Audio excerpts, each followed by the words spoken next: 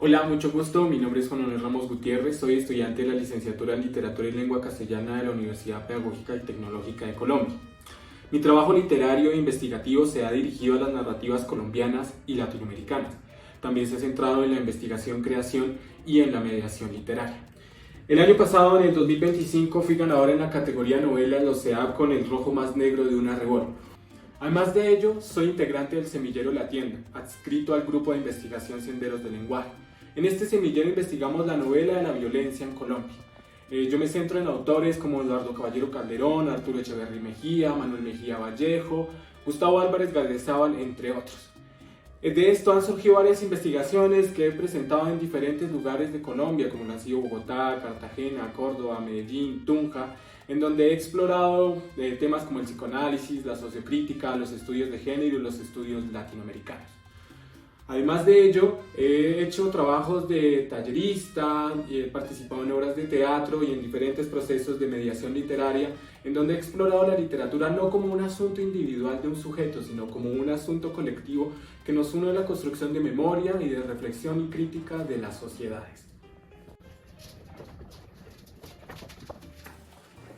Bueno, en este mundo yo inicié desde bastante pequeño, sin embargo, recuerdos que tengo es, por ejemplo, cuando estuve en un slam poético, participé en la categoría juvenil. Este slam poético se trataba sobre los procesos de paz en Colombia.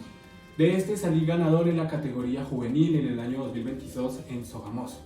Uno de los primeros talleres que dicté fue, como pueden ver, este taller que se llamó Chatarrería Literaria en compañía de algunos compas de la universidad, en donde lo primordial era observar la desigualdad. Entonces el taller se construyó de la siguiente manera. Cada tallerista tenía un puesto dentro de la chatarrería.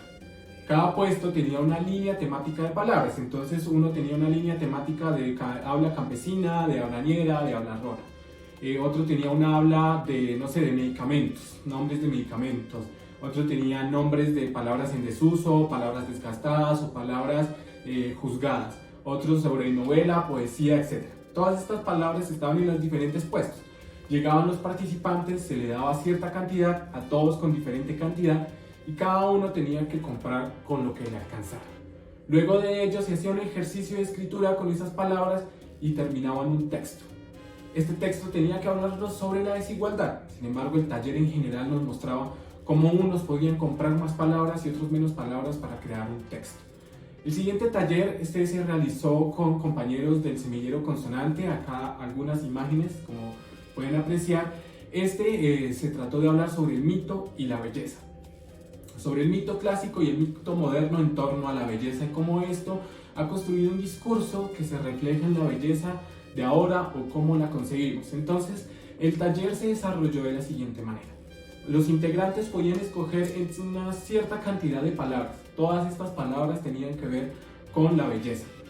Estas palabras eran traídas, o frases, oraciones eran traídas, digamos, de mitos modernos, de mitos clásicos, de novelas, de canciones, etcétera, que hablaran sobre la belleza. Después tenían que construir un texto que retratara lo que era la belleza, ¿sí? Y luego este texto se introducía en una maqueta del Pozo Funzaúa y luego se sacaba como para renovar la belleza, hablar la belleza desde otro punto y quitarle todos esos arquetipos y matices que se han construido históricamente. Uno de los más importantes proyectos en los que estuve fue en la obra de teatro Más que Espuma. Acá podemos ver algunas imágenes de las presentaciones que se hicieron de la obra de teatro. Esta obra de teatro se basa en el cuento de Hernando Telles, Espuma y nada más. Esto retrata la violencia, las tensiones, la crisis que se vive en los entornos de violencia y cómo el sujeto tiene que decir o aporto a la violencia o prefiero hacerme un lado y ver otros aspectos de la vida. Esta ponencia se presentó tanto en Cartagena como Tunja. Y bueno, vamos ahora nuevamente a hablar de uno de mis grandes logros, que fue ganarme en la categoría novela en los CEAP con esta obra que se llama El rojo más negro de una Arrebol. Esta explora el deseo, el amor, la identidad y otros aspectos de la vida. Y esto se enfrenta a lugares en donde no es muy bien recibido y causa diferentes conflictos, diferentes crisis que pueden llevar a cuestiones irremediables. Entonces los personajes exploran sus diferentes formas de habitar y se truncan con una estructura social que no le parece. Esa mañana, cuando llegaron a trabajar, un asadón tocó algo como blando, como carne. El hombre escarbó hasta ver unas manos de color de frío. Sus ojos quedaron impregnados de aquel gélido bulto y ahí lo supo, era carne de muerto. Llamó al gentío que se acercó y entre todos escarbaron hasta sacar el cuerpo por completo, como cuando sale el vientre, pero esta vez sin olor a vida. El cuerpo se conservaba, el frío, bajo cero, le mantenía los cachetes rojos y los huesos tiesos. El cuerpo estaba helado, parecía vampiro, parecía ángel, parecía carne en heladera. Alguien lo tapó con una ruana, varios echaron la bendición y murmuraron unos cuantos rezos. Todo sucedía mientras las montañas, aquellas de árboles traídos por otros, el lago, ese que dejó ver sus peces nativos hace más de 50 años, y el cielo, uno que el hombre no ha podido dañar, permanecían como siempre, viendo gente morir. Oiga, ¿pero usted sí cree que eso subía al cielo? Virgen de Morcá, que son esas cosas que su merced dice. Ala, ¿no ve que tiene bulto? Ay, Dios mío, dejen esas palabrerías y más bien llamen a don Jaime para que llame a la policía. Eso sí, que nadie se acerque a ese cuerpo. Llegó don Jaime, miró el cuerpo, la gente ya había dejado de trajinar, pero muchos más llegaron. Alguien había muerto. La patrulla demoró en llegar casi 2 horas y mientras se acercaban las sirenas sonaban y alertaban a la gente, que empezó con sus palabrerías. Al fin llegan. Si no es por un muerto, ni hubieran venido. Casi llegan a la medianoche. Al menos vinieron. Por favor, hacia atrás, atrás de la línea, ordenó el sargento, con voz gruesa como su carácter, gruesa como lo exigen la policía. Mi sargento, ¿la echamos en el baúl o llamamos a la Gisejín? ¿De qué nivel es el muerto? Pues, mi sargento, parece uno de esos que se visten de vieja. Ah, es decir que el muerto es bueno. Solo echo el baúl y dígale a la gente que la policía se encargará. Se llevaron el cuerpo, le pusieron una bolsa plástica por encima, parecía que moría de frío. Como era muerto sin importancia, lo llevaron al cementerio del pueblo y el sepulturero lo echó en un hueco, de esos que ya están listos con anticipación para casos como el que se presentaba. Y ahí quedó, sin nombre, sin identidad, sin una sacra sepultura como exige el cristianismo. Solo recibió escupitajos y uno que otro comentario de machos razonando en esa tarde a revol de un rojo negro. Todos se fueron a sus casas a cenar y dormir entre cobijas cálidas, como si el muerto hubiera sido un perro de vereda de esos que no causen ni la más mínima lágrima. Para generar esa tensión que se muestra al inicio, esa atmósfera decadente, se hace uso de la prolepsis.